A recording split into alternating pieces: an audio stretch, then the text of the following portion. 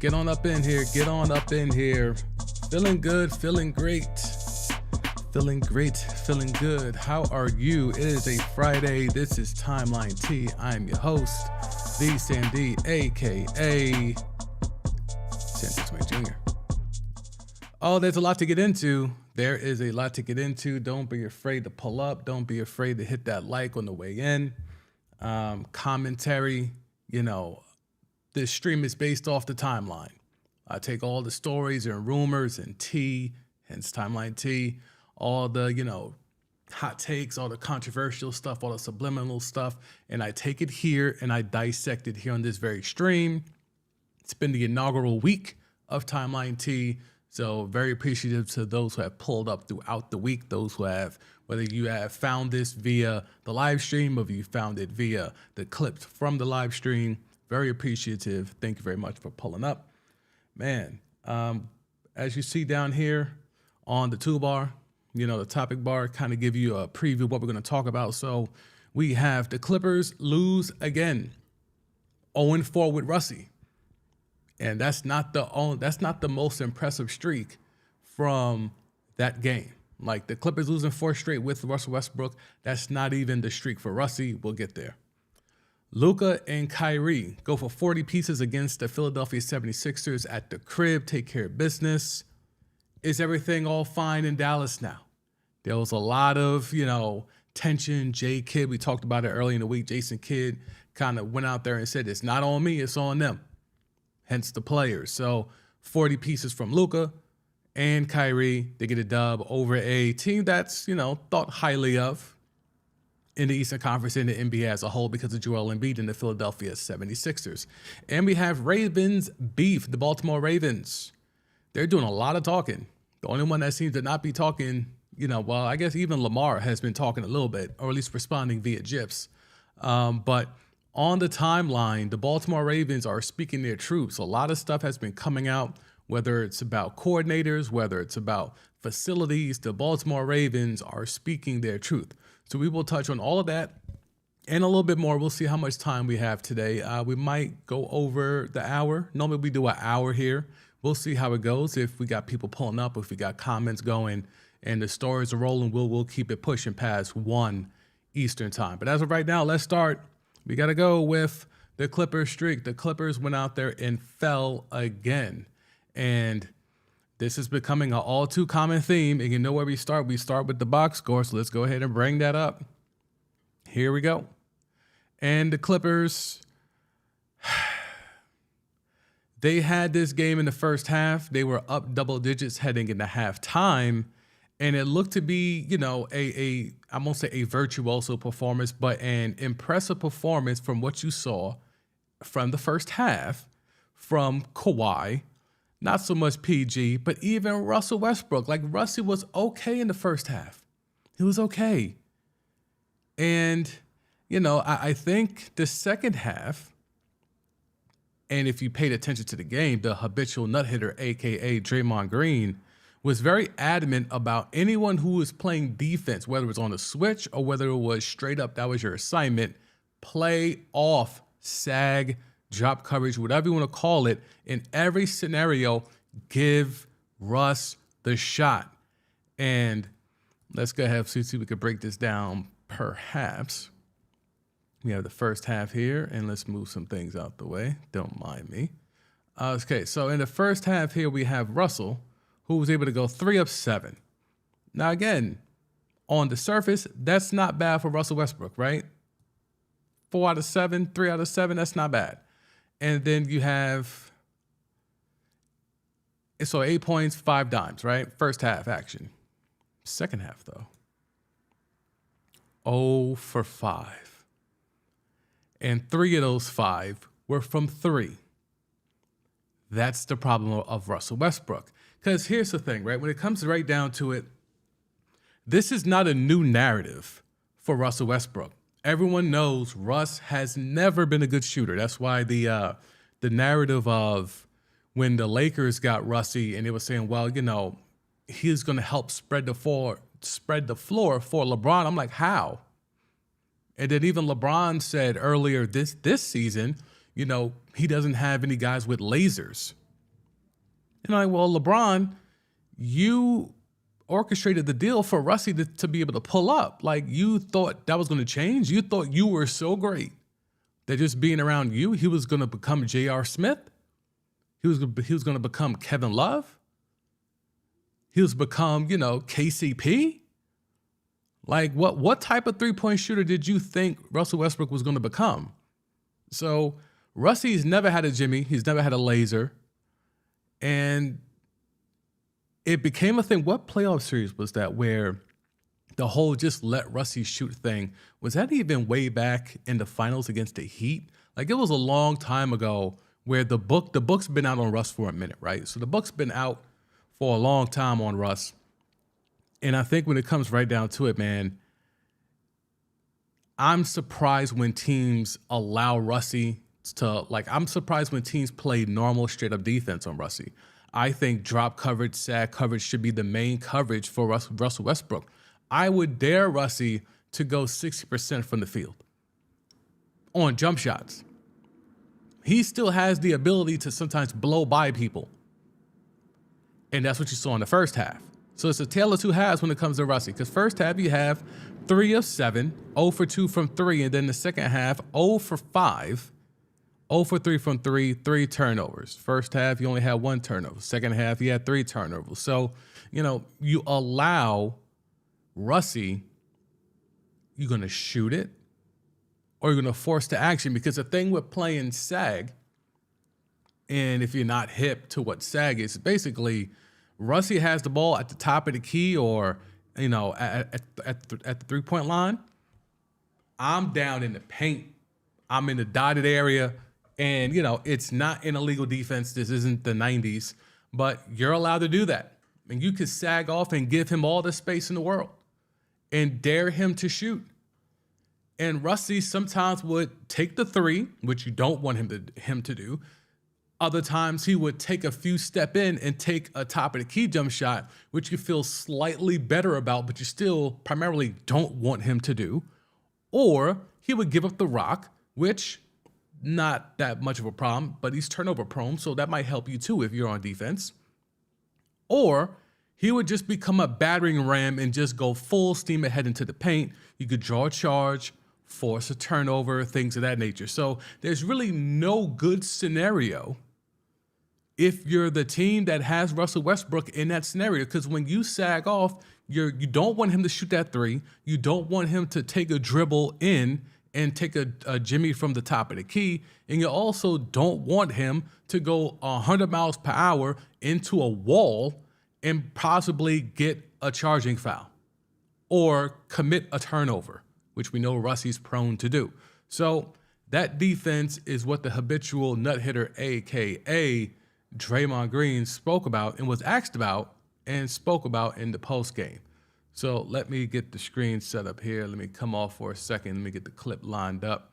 Okay, we have the clip ready. Yep. Okay, so this is Draymond Green, a.k.a. the habitual nut hitter. Let me get the pods right. And this is after the game last night, explaining the defense and kind of insinuating, as you see it here, you're taught in basketball, you're open, take the shot. But if you're open every play, you kind of start questioning yourself.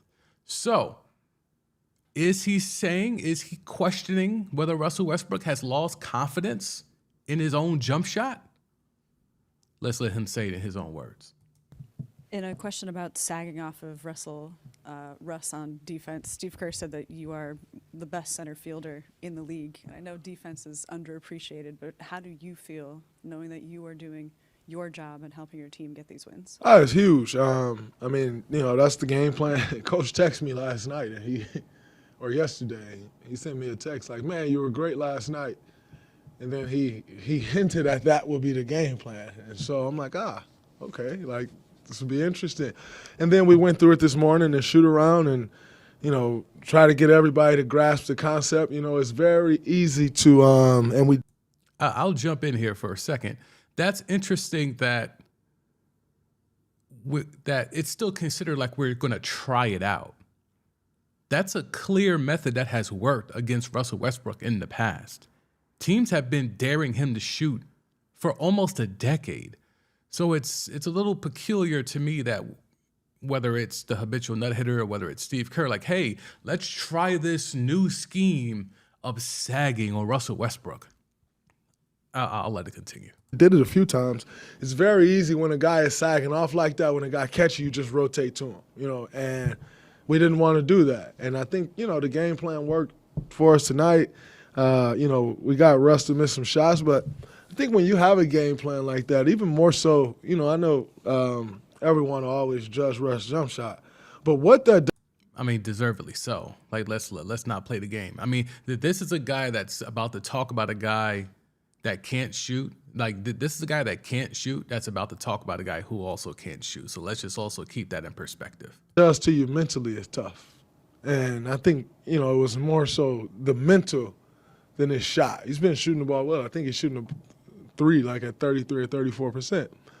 That's below league average. 33, 34% is below league average. Now, if you want to say that's good for Russ, sure. But in the grand scheme of things, that is, and let's see, is he even shooting that? We'll get back to the clip, trust. But I want to make sure, because he might just be throwing numbers out here. Is Russ actually shooting 33, 34%? That sounds high to me. Where is he at? He's at 29.5%. Like, come on, bro. Like, no. You can't get that off. You can't get that off, yo. Sitting here telling us Mans is shooting 33, 34%. He's shooting like dogs. 29.5 is right here. 29.5. Like, you not fooling me, bro. You not fooling me. 29.5%. You want to round up to 30? Okay. What's the highest Russ has ever shot from three? 33%. It's his third year in the league. 32%. 32%. Oh, 34. Oh, wow. 2016, 2017, 34%. And he hasn't sniffed that. He hasn't sniffed that since. Strange enough, that's the year he attempted the most threes. Is Russie a volume three-point shooter? Is that all it takes? That's a humongous jump right there. When you look at this 1 year where he took 7 threes a game, he shot the highest percentage of his career. And even his second highest was also, no, let's not do that. Even the second highest percentage was a year. No, he only took one a game there. No, so we can't use that one. But that's interesting, bro. Is Russell Westbrook a volume three-point shooter? Because this is, we're just going to say this is an anomaly. 7 threes a game, he shot 34%. In 2016, 2017, 34% was probably league average.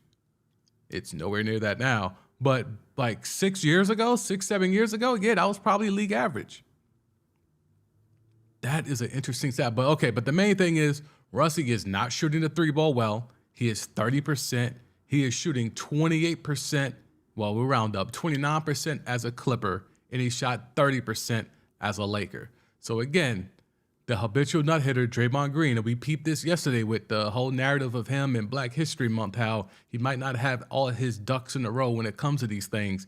Here he goes again, just spewing off the top of the dome, acting like he knows what he's talking about when he's not. So let's be clear. He said, Russell, I'll even rewind it a little bit so we can catch it. But what he's about to say is not accurate. Shot. He's been shooting the ball well. I think he's shooting a three like at 33 or 34%. 33 or 34%. It's 29. 29%. Stop it. I know the pod might not be hitting like it used to, but stop the trash narratives. But mentally, that can get tough. And so I thought, we did a good job of sticking with the game plan, and we was able to muddy the game up for them muck it up on the defensive side, and it ended up working out for us. Okay, so by mucking it up, they forced the Clippers to play 4-on-5. When you're sagging off a guy, daring him to shoot, and that guy is I'm gonna say confused, but he's indecisive in terms of what he wants to do with the rock in that moment, you're now playing 4-on-5. So whether you want to call that mucking it up or just putting someone who we know in his heart of hearts feels I can take this three and I can make this three, even though there's very little evidence that he can do that. But up here, he still thinks I can do that. He also thinks I can take a dribble and take a step in and I can make this shot, even though we know most evidence points to the contrary. So there's a lot going on here when it comes to, game plans and all that. It's like, no, you want to make Russie decide what to do. You can have Boardman Kawhi and Pandemic PG-13 on the other wing, but it doesn't matter because we're going to make Russie decide what to do with the ball. We're going to make sure Kawhi doesn't get the rock. We're going to make sure we trap and make sure Pandemic P doesn't get the rock. But, Russie got it? Oh, everyone sag off. Go ahead, Russie. You decide what the Clippers are going to do. You go ahead and decide. We'll wait. You figure it out. You want that three?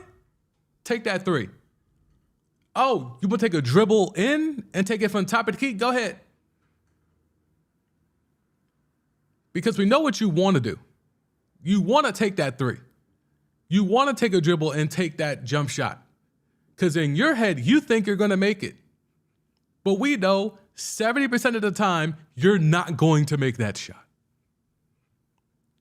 The habitual nut hitter continues. You mean like sagging off gets in his head? Well, necessarily get in his head, but it'll make you think. So what are you saying? It's not going to get in his head, but we're going to make him think. Thinking occurs where? In your head. Okay. All right. Cool story, bro. For sure. Because you're open every play. And you're taught in basketball, you're open, take the shot. Right. But if you're open every play, you kind of start questioning yourself. And so I thought we did a good job executing. Okay. So poor Russie, and it doesn't get better because we go from that to this. Russell Westbrook's last 14 games as a starter. Yeah, I don't think I need to say it, right? Y'all can see all of that. Like, I might not be able to see the last two, but the last two are also losses. He's lost 14 straight games as a starter. 14 straight. Oh, yeah, this is better. I can show y'all this way. So all 14 there. 14 straight games as a starter. What do y'all make of Russ? What do y'all make of Russ? Because I'm almost at a loss for words. I don't want to see people's feelings get hurt. I don't want to see someone who's going to be in the Hall of Fame, a former MVP, all the accolades in the world, someone that, I won't say he changed or redefined the position, but I think he ushered in, along with D Rose, like that super athletic point guard. Like him and D Rose both had a type of athleticism that was hadn't really been seen before to that level where, Russie is getting triple doubles like it's light. D Rose is dunking on Goran Dragic. I mean, D Rose was blocking centers routinely, by the way. And Russell Westbrook's speed, tenacity, energy, those types of point guards, I think, are how you get a Ja Morant. Those types of point guards are how you get a Shai Gilgeous-Alexander. I think that those two guys, then both of them have their flaws as basketball players. Neither one of them were great shooters. Derrick Rose developed a three late in his career, a la Jason Kidd, and Russie just never developed it. But in regards to, both had flaws, but just in terms of what their pros were, in regards to athleticism, speed, energy, hops out the gym, like they had bunnies for days. Young D Rose, bunnies for days. Young Russell Westbrook, bunnies for days. So that's the era that they kind of helped usher in, that we're seeing now, where it's routine for PGs to be yamming on bigs, wings. It don't matter. And to see it go down like this, where 14 straight losses. Now, again, I'm not going to say he was the main catalyst in all these losses, But I can tell you from watching the Clippers games with a keen eye, because I wanted to see how this would work. He may not be the main reason, but he's not that far from the main reason of why they've taken some L's. Like, some things, like 3 of 12, bruh.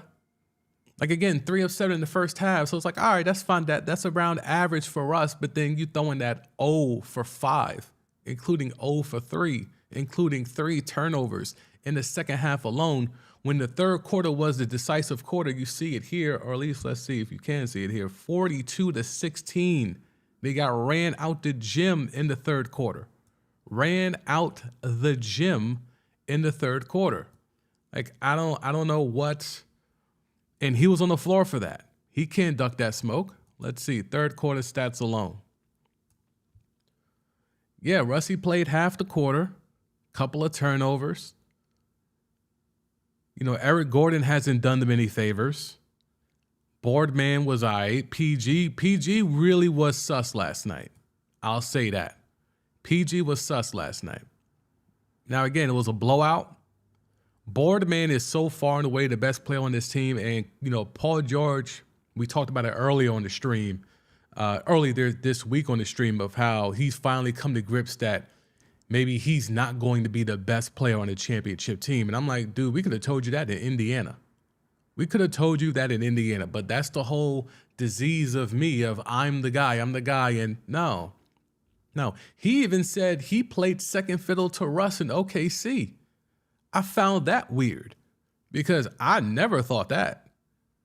But, you know, when you look at this Clippers thing, let's take the assessment of what could have been, and not the narrative of, well, what if Kawhi's knee didn't have a degenerative condition? We'll look past that. That's been known for a while if you were in and around basketball. Kawhi's knees have a or at least knee, let's be clear, allegedly also, have a degenerative condition. The knee's not going to get better. Degenerative condition. It's not going to get better. So he has to deal with it. Hence why he's never going to play 82 games. I don't think he'll ever play 70 games. Like, that's just not his knee. His knee is not built for that anymore. What's left of that knee can't handle that, right? So what happens if the original plan that was supposed to happen would have happened? What happens if Kawhi doesn't say no to LeBron? Who knows that story? Kawhi was supposed to be a Laker. Was supposed to be a Laker. I am not exaggerating. I am not making anything up. He was supposed to be a Laker. Last minute, for reasons that have been never fully confirmed, certainly not to me, but by people in the know, even they are kind of still confused at why it didn't happen. Someone changed their mind late, whether it was Kawhi himself or someone in Kawhi's camp. It was a done deal. Last minute change. Now all of a sudden, I'm the man. I want my own team. I'm going to be a Clipper. Cool story, bro. Enjoy. Now let's play another what if game. What if the other scenario would have happened? What if Paul George would have said yes to LeBron? Oh, you don't know that story either? Paul George was also supposed to be a Laker. But this one was a deeper, darker link. Paul George's agent had beef with the Lakers front office. Now, Paul George and assuming LeBron had conversations. Y'all know how it goes with tampering. So allegedly, it was another type of KD Kyrie thing. I'm going to go, then you could come, and then it's a package deal, and then we'll do the 1-2 thing and whatever, right? So, okay.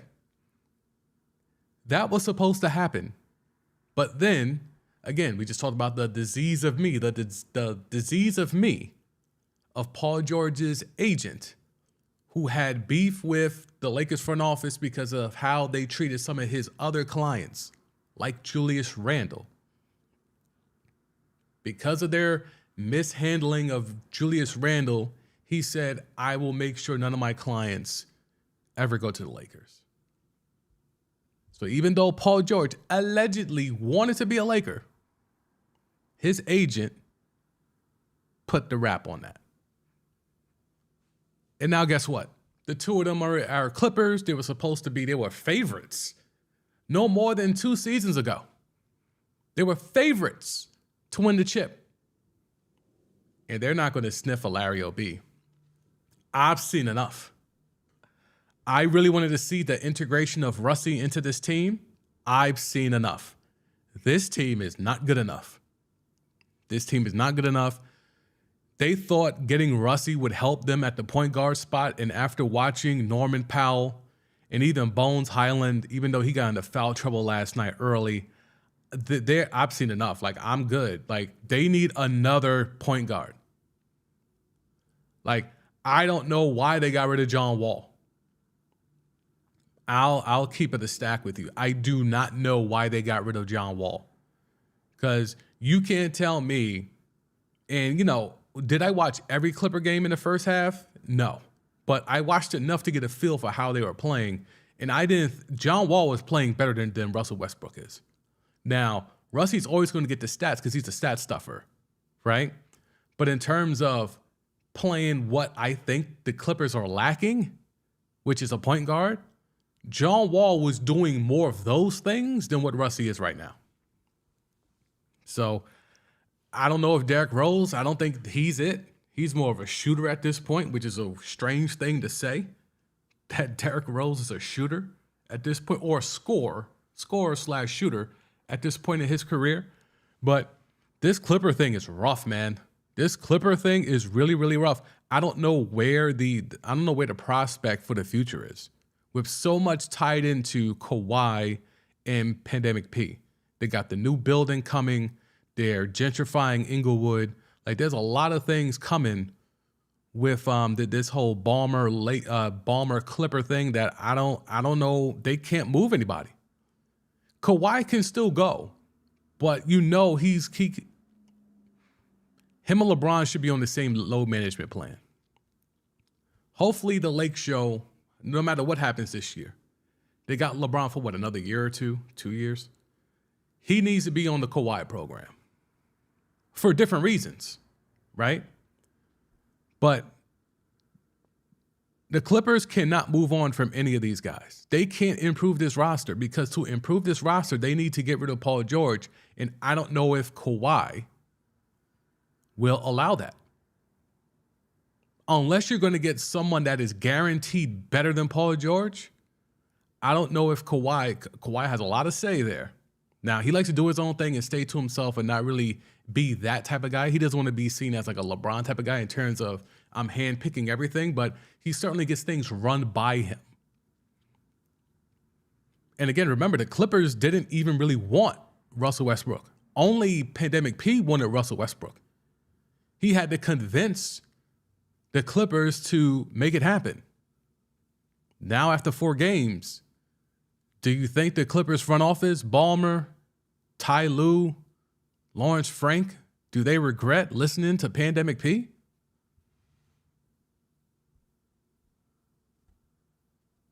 That's a rough one, man. I feel bad for Russ. I really do. But Luka and Kyrie, though, a trade that, I was asking early in the week, is there any trade deadline regrets? And I asked if the Mavericks might regret the trade of going to go get Kyrie Irving. But after last night, how can you? Let's go back to the screen. 40 pieces for both Kyrie Irving and Luka Doncic. Embiid did what he was supposed to do. The Beard did what he was supposed to do. Maxey did what he was supposed to do. The problem is, that's about it for Philly. And that's going to be their Achilles heel. Because Tobias Harris is supposed to be a guy. The big three is not supposed to include Tyrese Maxey. You can be generous and say, well, maybe it's a big four and put Maxey in there, but then that means Tobias Harris has to be part of that big three. And he doesn't oftentimes play like someone that's part of a big three. Anywho, Dallas Mavericks. So here's the thing with Kyrie. I think the main thing compared to his first couple of games with Luka is the field goal percentage. He has shot really horrible. He shot bad against the Lake Show, and he shot bad in the game after that earlier this week. But now you're seeing 68% shooting from the floor, 75% from three. I mean, that's how you get a 40 piece. I mean, also, let's not forget the 22 shots. Let's not sleep on the 22 shots for Kyrie Irving. So that's certainly a thing too, right? So I think what you saw last night is optimal, right?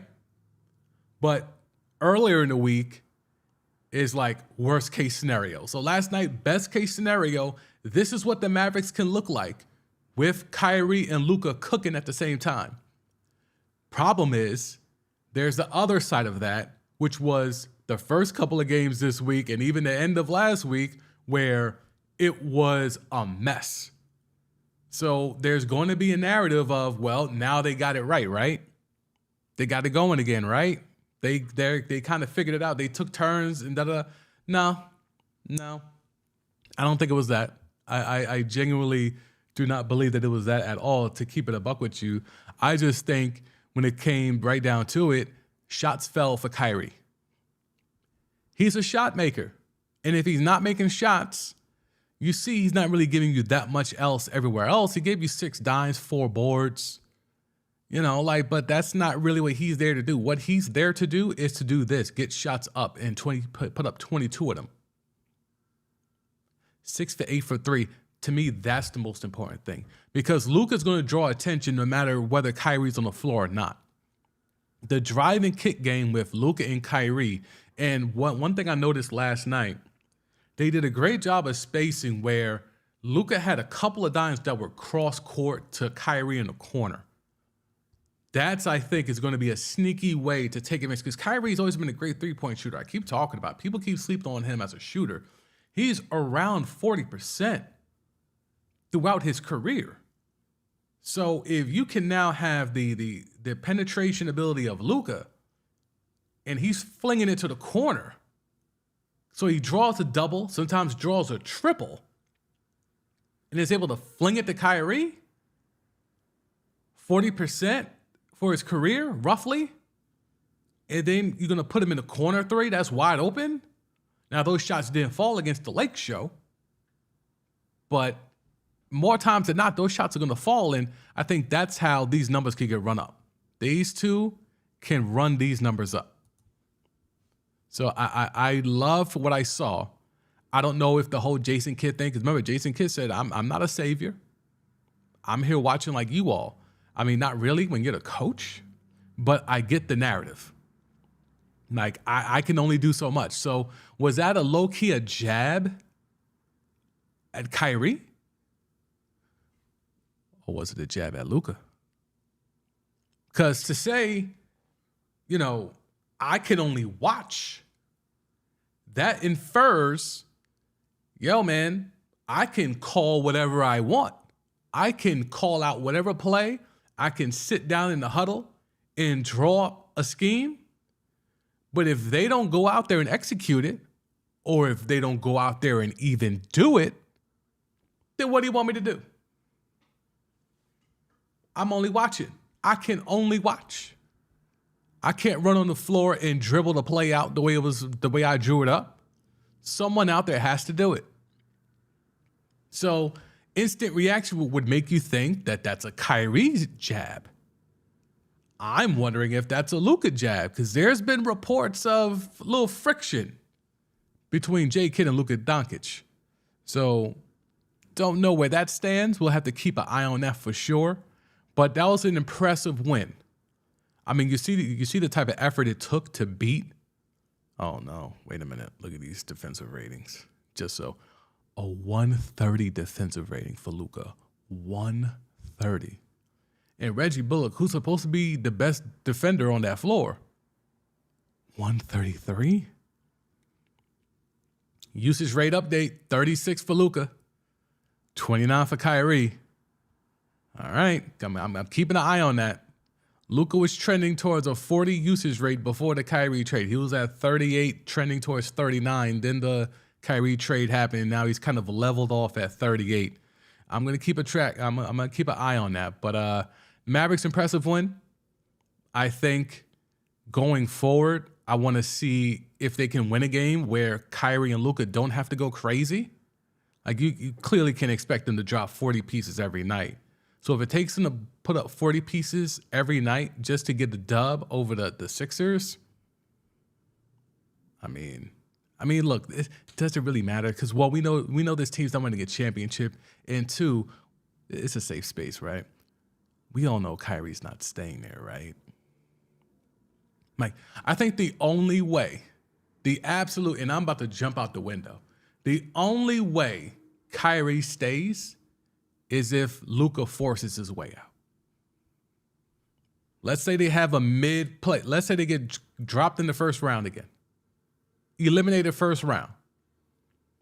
Erratic offense again. There's been whispers about Luka in the front office not necessarily seeing eye to eye.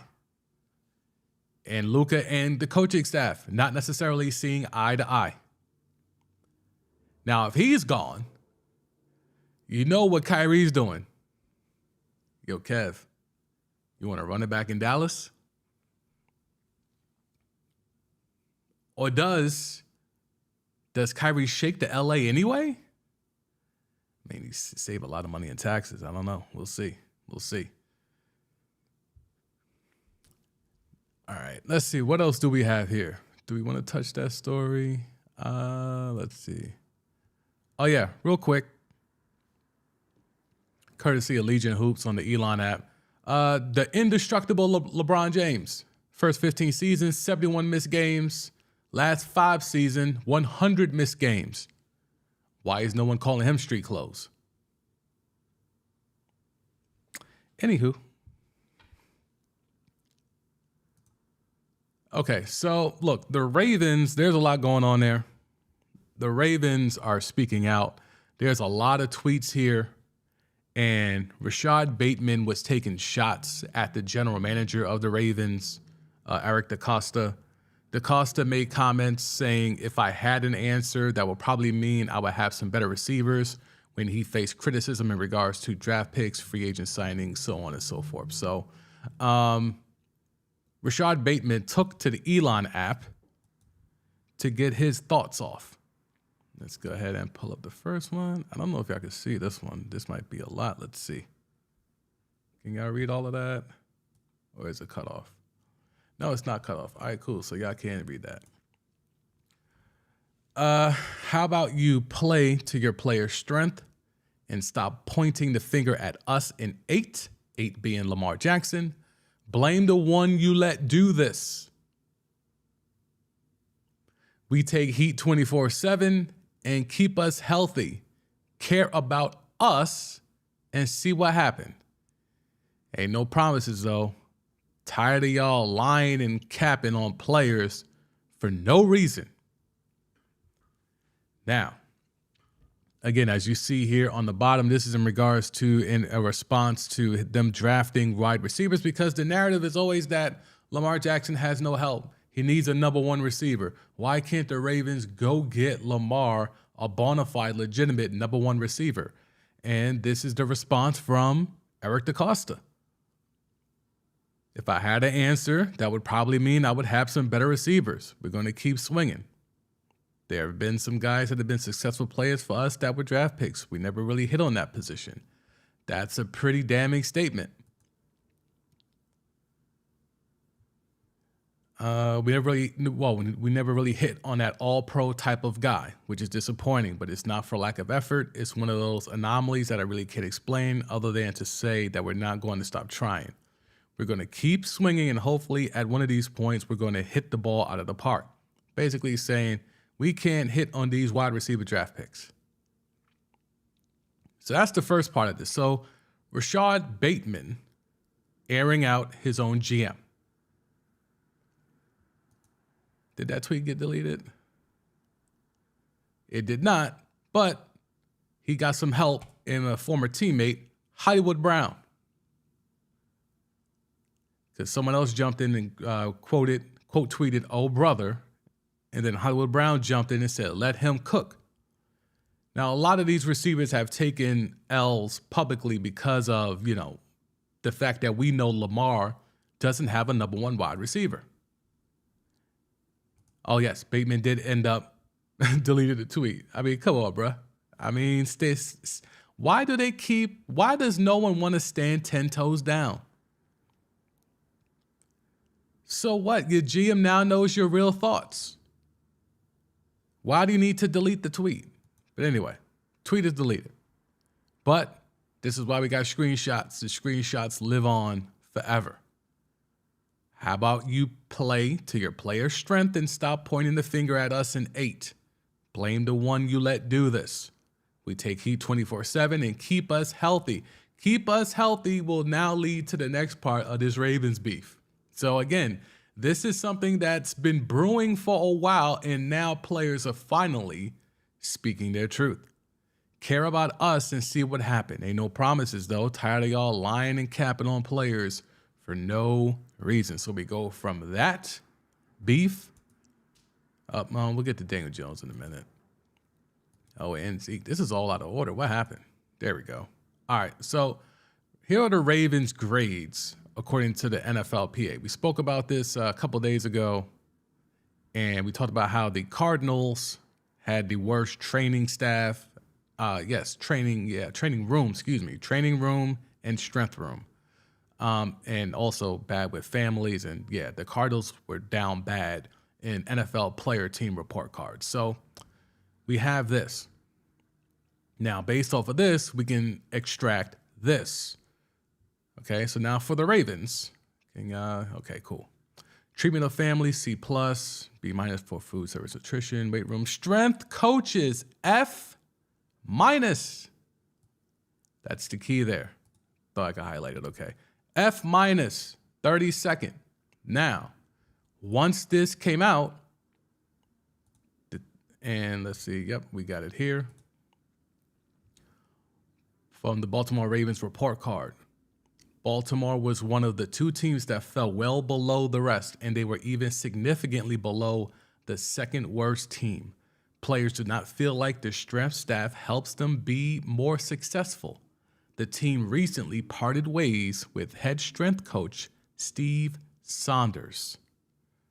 Okay, now we talked about players do not feel like the strength staff helps them be more successful.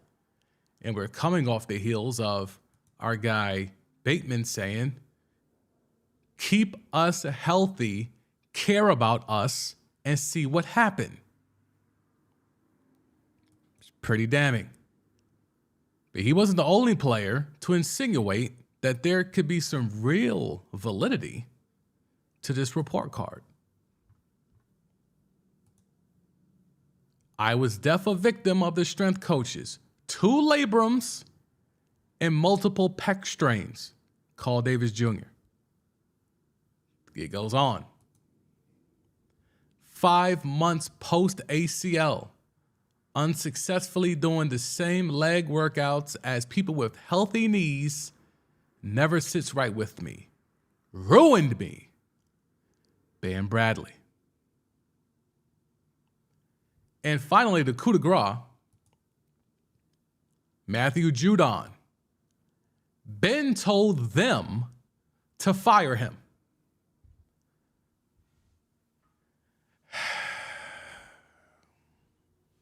I mean, the Ravens have a lot of things. So not only do they have the contract saga, the ongoing polarizing contract saga of Lamar Jackson, maybe not wanting guaranteed money. It's the silliest thing in the world. Of course he wants guaranteed money.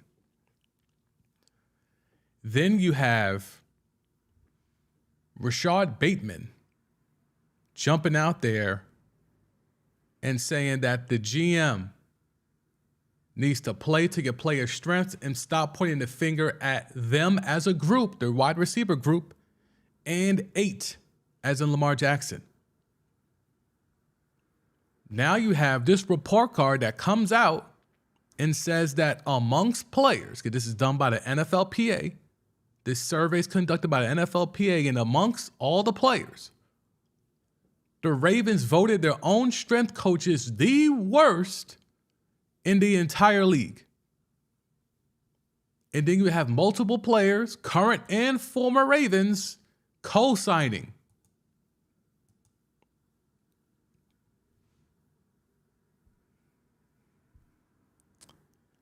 It's a pretty rough week if you're the Ravens. Ravens flock though, right? Ravens flock. We outside. That's pretty bad, man. That's pretty bad. Pay Lamar his money. You would be amazed how some of these problems will begin to go away once you pay Lamar his money. I hope they do, but who knows? All right. In other NFL news, caught it earlier, we're going to go to Daniel Jones. Daniel Jones wants more than $45 million a season. So let's understand this. Everyone's head is blowing off their shoulders because Lamar may or may not want more guaranteed money than Deshaun Watson. But Daniel Jones wants more than $45 million a season. No one's saying anything. Make it make sense. Why is no one going crazy about a QB who you could argue only has had one relatively good season, asking for more than $45 million a year, while we have a former MVP who was on the cover of Madden and is part of the conversation of being the face of the league, but they don't want to pay him the most guaranteed money in the sport? That's the one that everyone's going crazy for? Not someone who is not that long ago a mid QB? Was on the verge of being considered a bust?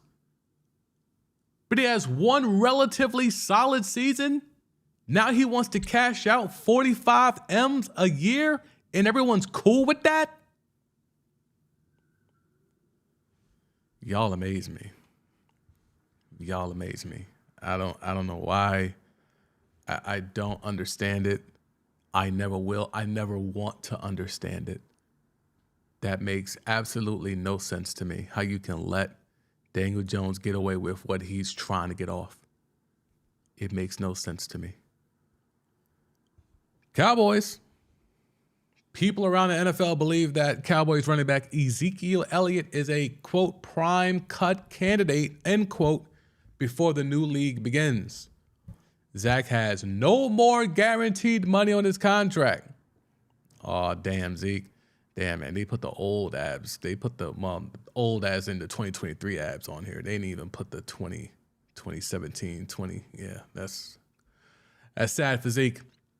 I'll tell you this, though. There was I had on a guest on my podcast, the DCMD podcast link is in the YouTube description. And he was airing out Zeke. Said Zeke's played his last game as a Cowboy, and he doesn't have that much left. And the comments went crazy. People caping for Zeke. Cowboys want to bring him back. Jerry likes loyalty. All this other nonsense. And here we go. That was like during the playoffs. I had that guest, Corey, come on for the Not That Serious podcast. And here we go. Prime cut candidate. Zeke's done, man. Been done. I mean, he's been done for, you could argue he's been done the last 2-3 years. Since before the pandemic, he's been done. You could argue, but okay. Zeke is out here. And this is a funny story. XFL, The Guardians of the XFL cut QB Quentin Dormady after he allegedly gave an opposing team plays from the Guardians playbook. The team heard about it, investigated it, and released Dormady. They also removed his stats from the XFL website. Now, here's my question. Why would a quarterback, give the opposing team plays from the playbook?